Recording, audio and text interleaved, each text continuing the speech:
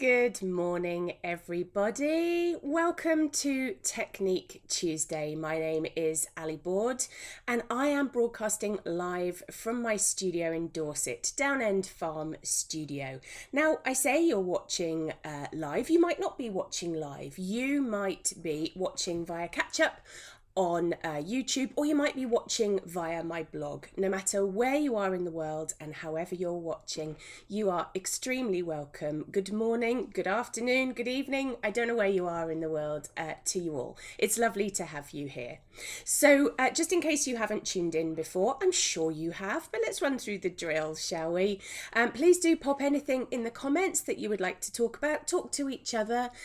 Be as supportive as you ever have been, because today in the UK, it's the 23rd of March, and it is actually in the UK a National Day of Reflection. It is a year to the day since we locked down for the first time. And who would have thought it would be a similar situation a year on? So it's more important than ever that we help each other, that we chat to each other virtually, that we support each other. And that kind of brings me on, also that day of reflection brings me on to a project that you know that I have been working on for the last few weeks, a daffodil painting, which I completed last week, and it's been in auction. Now the auction runs out tomorrow. You still got time to bid on that painting. Thank you so much. You have blown me away with the amount of money that it is currently raising. But if you didn't have the means to be able to bid on the auction, what I can tell you is that those lovely people at Love from the Artist, those people that print all my prints and greetings cards, have helped me to create a greetings card, which you can also buy from my website, and all the proceeds after costs will be adding to that final total for Marie Curie as part of their daffodil appeal. So thank you very much. Now, what's really important in all of this support is that I say good morning to some of you. So let's just go through the comments and see who's in the room this morning. Pam, good morning. Heather, Diane, Sylvia, Kareen, B, good morning. Denise Allen, good morning, my lovely. Jane, Val, Barbara, Mick, Anita, Joy, Lynn, Sally, Amanda, good morning. Chris, good morning. Andrea, Ulrika is in Stockholm in Sweden, good morning to you. Good morning, Ali D, Linda, Sandy, Trisha, two Trishas, one after the other. We're going to need a collective noun for Trishas. Barbara, Anne, Linda, Sally, Anne, Pat, good morning. Janet, oh, congratulations, Janet. Janet has just become a grandmother to a gorgeous baby boy. Congratulations to you and your family. And yes, a tiny bit of sunshine here in Dorset. I think it's going to disappear, but never mind. Jennifer, Sandy, Jilly, Sue, Rosie in France, good morning. Jean, Joe, Pen, Anne, Mary, Sheena. Oh gosh, you're flying past. Julie, I don't want to miss anyone out. Susan, it's like a Herculean task, isn't it? It's amazing. Maureen, Linda, Jan, Ruth, Rosemary. Rosemary saying it's dull in Nottinghamshire. I will try to throw a bit of sunshine your way. Lynn, Anne, Lynn, Sally. It's her daughter's birthday today, and I've not seen her since last August, missing her so much. Sally, I can imagine that that's the case. Sending you a big hug your way. A triumph of Trisha's. Chris, that's brilliant. Janice, Jean, Joe is saying that she's got to watch later. She's painting, but it's the doors in her hallway. Not quite as creative, but just as important. Patricia and Joe, good morning. And Caroline, you are all very welcome. My apologies if I've missed your name out. Good morning, Martina, who's out walking and watching me at the same time. Please don't fall over. I don't want to be the reason that anybody has an accident. So, shall we get down to the new project? How exciting is this? Now, I have a little story to tell you about this project. I put a poll in last week's Technique Tuesday, and I asked you to vote on which subject matter you would like me to tackle next. And 44% of you asked me to do a landscape. So, that's fine by me. I don't tackle a lot of landscapes, so I was thinking, ooh, okay, bit of a challenge for me. I prefer to do things in close-up, rather than big landscapes. So it's just a bigger push out of my comfort zone, as it is for anybody who chooses to follow along. And I was looking through my photographs and thinking, oh goodness me, what could I do? What's an interesting one, both from a view point of view and from a technique point of view? And then my wonderful friend Catherine came up with the goods. Let's show you the photograph that she has kindly shared with us all. So here is that photograph. Now I have to look at my notes, I'm not going to lie. Here are my notes about this beautiful photograph. So this is part of the Camino de Santiago. So that is the ancient pilgrim route that ends up in Santiago at the tomb of St. James, who is the patron saint of Spain, as I'm sure you know. Now she was telling me all about this. This is the French route for the pilgrimage, and this is looking towards the Pyrenees. And isn't it a beautiful photograph? And how lucky are we that Catherine has very kindly said that we can not that only I could use it for my Technique Tuesday, but that you can all go over to my website and download this photograph for free. So if you took part in the Daffodil project, then you'll know all about how to do that. But the easiest way to access it is after the broadcast, go over to the blog and you'll see a link there. Now I know my website works in a bit of a weird way in that you have to purchase it without spending any money. It's just so that I can get it to you for free. If your painting turns out okay, may I just request that you say thanks either via my page or by messaging me, just to say thank you to Catherine, because it is astonishingly generous that she has allowed us to do this. So lots of people saying that it's a beautiful view. Lots of people already thanking Catherine. So Ali D is saying, one of the best sleep stories on the Calm app. It actually does the French route. Oh, I'll have to look that up. Isn't that interesting? It is a beautiful photo. And I know, Janet, it's missed. Yeah, so probably some of you have already realised that there's some challenges ahead of us all. And I'm not just talking about you guys. I'm talking about me as well.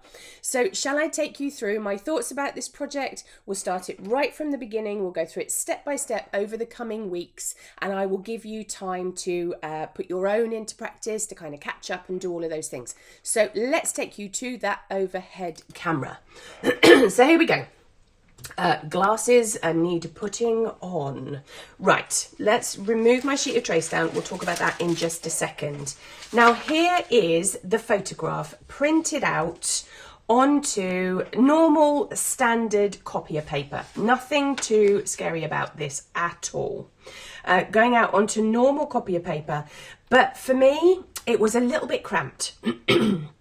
A little bit cramped, and I do want to partly trace it and partly add my own little spin on it. Okay, so what I did when I went to print it out is I increased the scale ever so slightly.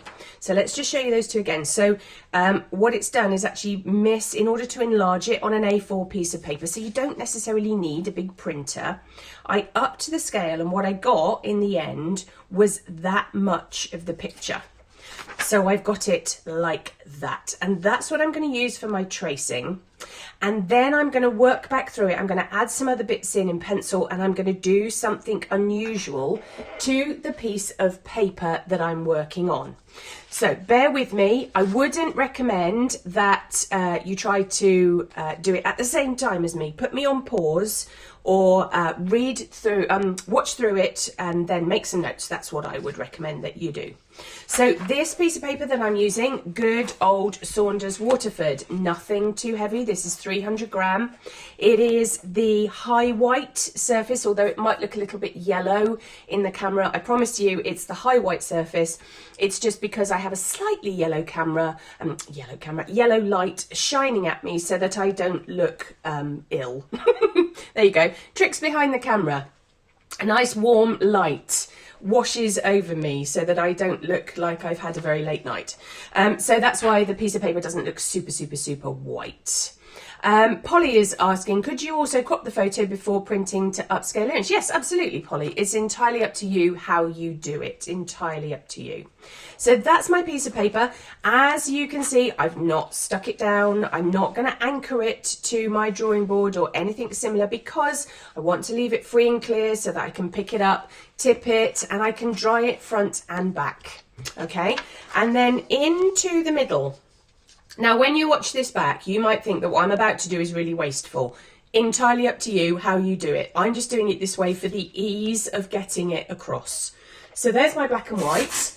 And over to my right-hand side, I've got my little dispenser with my framer's tape on. So this is the self-adhesive framer's tape. Good morning, Fran. The self-adhesive framer's tape. So not the one that you have to wet. There's been quite a lot of discussion on the Learning to Paint page this week, hasn't there, about which tape you should use.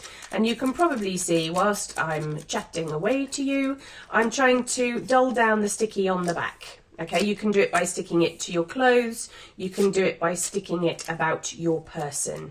Why do I want to do that? I want to do that because I want to anchor this down to my watercolour paper and be able to peel it off really easily afterwards. So there we go, it's all stuck down.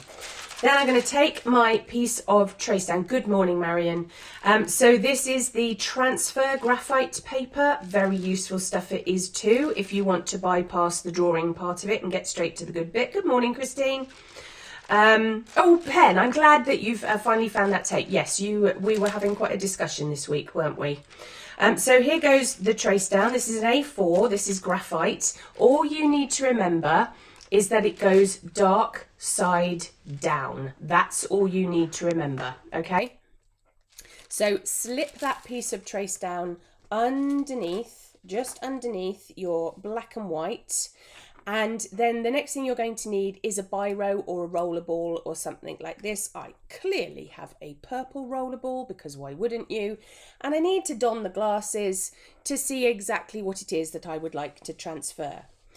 Now, there's some decisions that need to be made about what we put in and what we leave out. And I know that an awful lot of you email me about these things. How am I supposed to know what to put in, what to leave out? There's some really easy things and there's some not so easy things, okay? An easy thing is we don't really want the power lines in.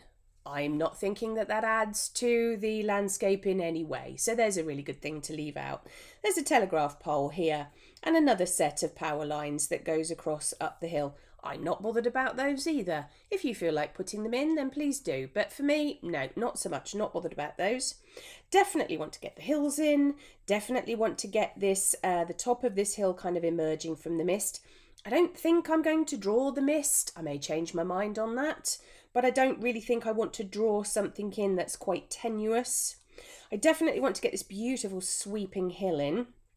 I need to get some of these landscape markers, so the trees and hedges. There's a little building here that I'm going to leave out, and I'm leaving it out because if I put it in, I will spend far too much time faffing about with it, and I could just leave it out. That's fine. Lots of people chatting. Morning, Denise. Anne, good morning. Yes, out of my comfort zone too, Anne, but you know, I have to do it for a live broadcast, so I want lots of sympathy. Mick, good morning. Mick has just said, to reduce the stickiness of the tape by rubbing on your skin, guess my bald head finally comes in useful for once. Mick, what you do in the comfort of your own home is entirely up to you. Lizzie, good morning. Ah, no longer in Wales and moved to Suffolk. Wow, that's a move. Martina is saying she was listening and not watching. I'm very pleased about that, Martina. We can do without any of trips or falls at the moment, can't we?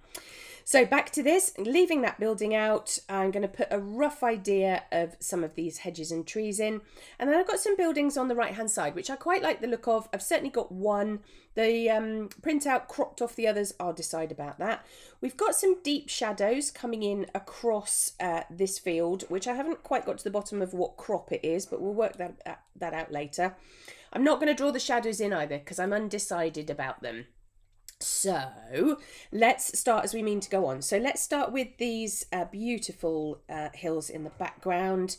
And we're back to that Morse code technique, the dots and the dashes, so that we have the opportunity to change our minds. Let's just lift up the trace down, make sure it's coming through. Yes, it is. Let's look at that hill that comes up over here and disappears off on that side. So we've got that hill line in. Now we've got this kind of tree covered hilltop coming in here, so we need to get that in with a bit more of a broken line. Don't worry, I've got close-up camera at the ready. I'll show you that in just a little bit. So that's in. And then, so we've got this hill sweeping in from the right-hand side. So that's coming down. And then we've got kind of essence of trees and bushes and hedges. Some beautifully manicured ones, actually, on this part of the picture. We've got the bottom of a hedge line going in here. We've got a big old clump of trees in there. I'm trying not to overdo it. Lynn is asking, how often can you use trace down? Very good question, Lynn. As you can probably see from this, I have used it several times. In fact, I would say, judging by what I can see that I've drawn through, I would say that this is probably about 6 months old, this piece of trace down. And yes, Anne is absolutely correct. You use it until it doesn't come through anymore. But to be honest, if you adopt the Morse code technique of drawing, then it will last an awful lot longer. So if you buy, I'd recommend that you buy a pack of 5 sheets. And 5 sheets is going to last you a long time. Don't think that once you've used it, you have to chuck it away. That's certainly not the case. So you can use it over and over and over again, and it's actually really good value for money, I think. Right, here's some of those trees going in. What's the matter with me this morning? Far too enthusiastic. That's what's the matter with me this morning. I got way too excited about doing this. Not because I have any idea about what it is that I'm going to be doing, just because I'm excited to try a new challenge. What's not to like about that? Now, I don't know what's going on down here in the bottom corner. Ruth is saying my trace down is blue, not so good. Yeah, Ruth, the blue one is usually used for textiles. That's usually what the blue one is for. I can't imagine that it helps with a watercolour, but with an acrylic painting, you'd be all right with the blue one. I must be honest and say I haven't used the blue one with watercolour, but I can imagine that it shows through a little bit too much. So let's give it a lift up and see what we got. Okay, that's all right. Now we've got croppy field here with all sorts of stuff going on in it. Do I start picking out individual plants? No, of course I don't start picking out individual plants. How can I possibly start picking out individual plants when I haven't made any decisions about what is going on in the background? So I'm not going to put them in. Good morning, Rachel, my lovely. So I'm going to leave it just that, which I know seems like not a lot of information. However, what it is enough information for you to make some decisions about how you want your landscape to come about. So when you have done the trace through using the trace down paper and you're happy with it, don't peel it off until you are happy with it.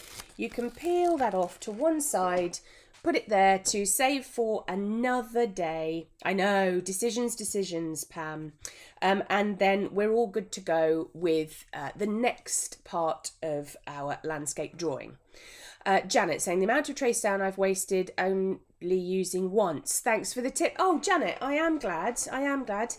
Anne is saying that the trace down is blue, not so good, might be a wax-based one. Yes, all of these things. Read up the information on the cover of the packet of your trace down. That should help you. So what we've got now is the start of our landscape drawing, and that's all we're going to do this week. Just prepare both our landscape drawing and our piece of paper. We've still got something to do to this piece of paper, which might surprise you, okay? But stick with me on this one. Now, The white trace down looks great on black paper before you even start painting, says Anne B. Yes, I absolutely agree, Anne. It's very dramatic, isn't it? Yeah, very good. Like that moment. Now I'm just going to call up the photograph in front of me so that I get to see. I've got it all blown up really large on my computer so that I can see what I'm doing. There we go. That's much better. Now, first thing I'm going to do is I'm going to extend some of these lines. So that hill that was in the background, I'm going to extend out to one side because that is how it looks. You've actually got another little bit of the Pyrenees creeping in over here. Moving my way along, actually there's another kind of, let's work on this one. We've got a bit of the downward slope in there. Where's my putty eraser? I favour a putty eraser over a plastic eraser simply because it's a lot more gentle. So you can pick things around, you can make alterations, lots of more subtle things you can do with a putty eraser than a plastic eraser. Now that bit of the Pyrenees in the background is really quite majestic and quite rocky, so I'm going to change my pencil stroke ever so slightly to kind of say rocky crag thing. That's a technical term for it, obviously. And then down here, let's lighten the trace down before I draw back over the top of it. So let's get this in here. We've got a kind of, it is sort of a rough top because I can see that there's trees in the distance. And then up to this point on the hill and then sweeping back over to the right hand side. So I've got that bit in the background. Now let's have a think. This kind of, the hill that we've got here that's kind of covered in trees, again, I'm changing the mark that I'm making. Don't worry, I promise I will show you it on close-up camera. I've got more of a scribble going on for this rocky outcrop to say this is a different texture from this. So I change the mark that I make. And I've got the same just poking up above the mist over there. So that's that bit done. Let's get this hill in. I don't want to make too much of this hill because I haven't quite decided where my focal point is going to be yet, but I'm pretty sure it's not this hedge line going up here. So we'll get that in. And then, like I said, we've got these kind of beautiful tree shapes. I'm not sure what species they may be. I don't know this area particularly well. I haven't seen this view, which is another really big challenge for me. I tend to only draw and paint views that I have experienced.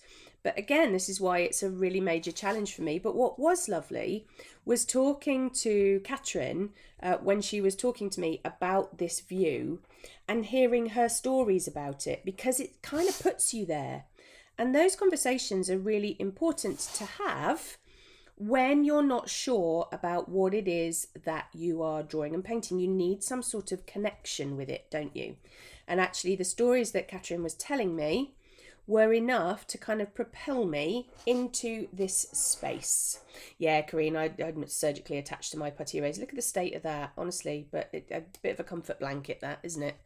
So we've got that going in. There is a line coming down for a hedge line down here. I'm not sure if I want to put that in. If in doubt, leave it out and all of that kind of stuff. I do want to get this hill line in that sweeps so beautifully down here, cuts across those trees. That's the telegraph pole that we're leaving out, and then sweeps over and back up the other side. So we've got that lovely, hopefully we can get some colour running along there. That would be good, wouldn't it? Now we've got some misty old trees in here, so let's put those in kind of lightly. I missed those off on the trace down, but that's all right. We can add lots of things, that's not a problem. Better to add than try to take away, I think. And then we've got the more prominent trees coming up behind that sweeping hill line, all variations of green and black. This is going to be a real test, isn't it, of whether we interpret these greens as we actually see them in the photograph, or whether we use a little bit of artistic license. A decision that doesn't have to be made this week, probably going to have to be made next week though. but I'll think about that between now and when I see you next time.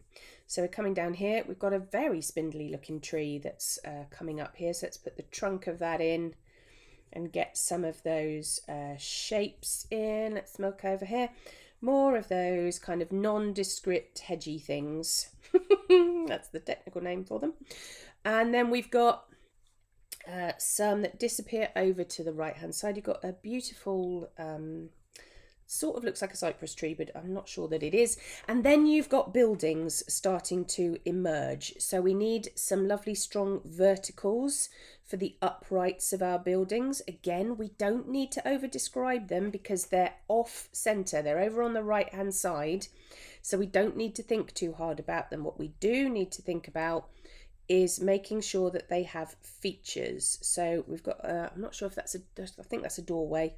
And we've got a window in here. We've certainly got a roof line coming in over there that's kind of backed with all sorts of greenery. And then we've got a bit of green. And then there's another kind of structure just to the right of this one.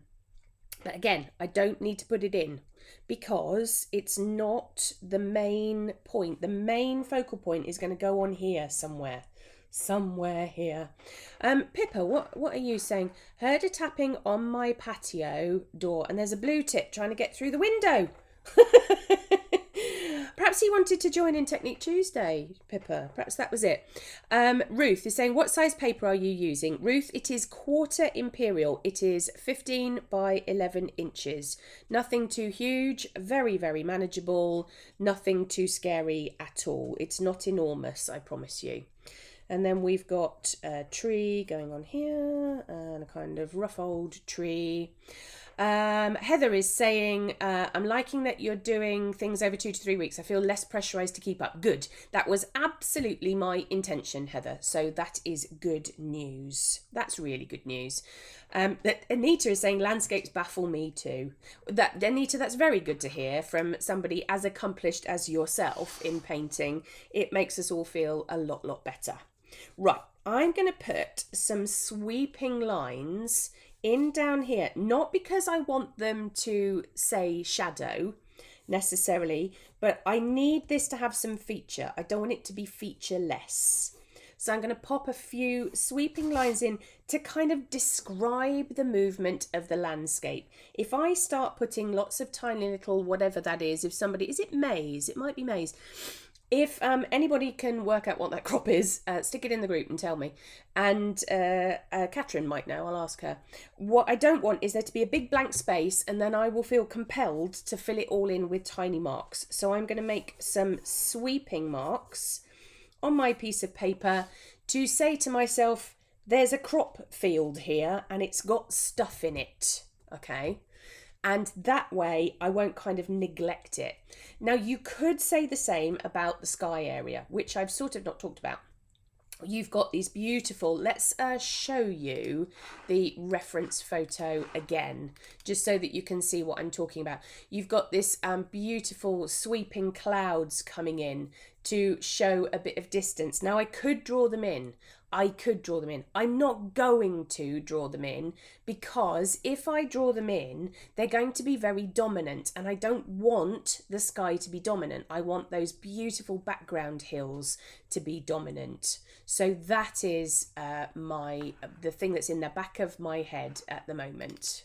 So before we do things to the paper, let's get close-up cam in on the action and you can see some of the marks that I have made and why I have made them. So let's just manipulate this camera a little bit. So up here you've got the sweeping lines that I used for the hills. You can see as we go along, there's that little rocky kind of crag element that I was talking about in the background, that really distant hill. And the sweeping lines up over to the right hand side, and then coming back, look at the difference in the marks that I make for the trees, for the foliage, for that kind of scribble that I've got going on in order to talk about the trees. You can see I've got the dot dash going on, lots of broken lines, lots of areas missing in the drawings so that I've got scope to change my mind. And there's that little structure that I've put in with a suggestion of a few other bits and pieces too. So I'm hoping that that shows the difference in the marks that I make, and gives you a bit of a sense of what it is that you're trying to achieve in your drawing. Now, there's a lot of talk about blue ticks going on, which is really funny. Sue is asking a very sensible question. Sue is saying, hi from Perth in Scotland. Good morning, Sue. What is the squared board you work on? Does it help with perspective lines? That's a really good question and a very easy one to answer. This board is a cutting mat, and I'm using it because it is my signature colour, and because it was gifted to me this week by the loveliness that is Dee, who saw that I had my super big one underneath, and I was using a green cutting mat with one of the projects that I was working on last week, and she, bless her heart, she purchased it for me, sent it to me with the tagline, green just didn't look right. Isn't that a lovely, lovely thing? She's a gorgeous human being and should be worshipped at all times. But yes, it's not really helping with my drawing. It's just calming me down because it's a beautiful purple colour. No other reason. Now, drawing's all done. Now, here's a handy hint alert coming up. If you get nervous about painting in a drawing that you've spent a long time on, take a copy of it or take a photograph of it. And then that way, if something happens to your painting and you think, rats, I need to start this again, you haven't got to start from scratch. Take that photograph that you took, or the scan or the copy or whatever it is that you did with it, print that out and then transfer it onto your new piece of watercolour paper in exactly the same way that we have just done with our photograph. Then you haven't got to make all those decisions all over again. You can start from a little bit further down the line, okay? Now, one thing I am going to do, I could leave my piece of paper like this. I could absolutely do that. I could spend lots of time being in the sky and lots of time in the foreground, but I'm going to change the proportions of my piece of paper. Now, this is where you might think that it's being wasteful, and so you might want to do this before you do your drawing. But what I'm going to do is I'm going to fold and tear this piece of paper into what's known as a letterbox format. So it's much, much longer along the top edge than it is on the side edge. And I'm hoping that will give me the sense of a sort of expanse of landscape. Okay, and now obviously if you're not particularly enthusiastic about tearing up your brand spanking new drawing, I understand that you might want to do that first, but I just wanted to show you how I do it this way so that you can understand why I do it. Now, it is a bit of a challenge to do this because you are essentially folding up a brand spanking new piece of watercolour paper. And if you were following my Artist Demo Days Spotlight Week last week, you will already appreciate how much you have to wrestle with a piece of watercolour paper to get it to fold in the right places. Now, here's the most high-tech bit of kit that you're ever going to need for this, a metal teaspoon. So I folded the bottom edge up, and I'm going to run the teaspoon down it. Ooh, there we go. So I am pressing really quite hard. That is not enough to tear. That is not enough to tear it. You need to break the surface of the watercolour paper down in order for it to tear successfully. Now, one of the things I try very hard to do when I am burnishing down this fold is to not do it on the painting area, because if I do it in the painting area and I maybe press too hard, I might make a mark that's going to show up under the watercolour. So I try to do it on the bit that I'm tearing off rather than on the main painting itself. Now, I'm going to start using the handle of my teaspoon too to really break down the surface of the paper. You might not be able to see it at home, but I can see that it's starting to crack. So let's run that spoon handle along like that. I think that's pretty good. That'll be fine enough for me. And then starting at the top, I'm going to tear a little bit, and then I'm going to pull it away. Don't pull it in to your painting, otherwise the chances are you're going to tear a great big line if it doesn't go well. And you just need to persuade it. tease it away from the bottom. There we go. Nice kind of fake decal edge now. That's really pretty. Liking that. That strip of paper, of course, is going to be really useful for testing out my colours, isn't it? When I try to decide what colours I'm going to use in my landscape, there you go, got a nice test piece of the same paper as well. It's really important, I think, when you're trying to choose colours for a painting, to not switch your surface, because you don't necessarily know how they're going to come out if you use a different watercolour paper for your testing as you do for your actual piece. Now, where am I going to put my sky? I'm going to, this is a tricky one, isn't it? Because I want it to be all about the land and not very much about the sky. That's far too much for me. I'm going to be quite daring, and I think I'm going to drop it down to about there. I may live to regret that, but it's an artistic decision. I'm going to stick with it. There we go, that's that one down, and then I'll do this one nice and quickly so that you can see the finished composition. So we've got that in. Quickly flip it over to get it done this side. Is that going to be enough? Probably not. Let's give it one more with the teaspoon handle. There we go. Going in, going in, going in. I reckon that'll be all right. That'll be all right. And then you can spend a lot more time and energy and effort on folding and tearing your piece of watercolour paper. Don't rush through it like I've just done. I've got a little bit of a knobbly bit on there. That's all right. You can always go back through and just pick it off with fingernails. Or you can, one handy hint, take an emery board, rub it along the side of your piece of watercolour paper, and that not only breaks up the edge but also neatens up any area that you might have a problem with. So there we go. There is our letterbox landscape, all good to go and ready for us to start painting on it. Fran is saying, does tearing matter if it will be framed in mount board? So what you can do with this is something called float mounting. So a float mount is where it's attached to a board, and then you actually leave a space between the edge of the painting and where the mount starts, so that you have a little kind of gutter all the way around, and then that shows off the beautiful edges of your paper.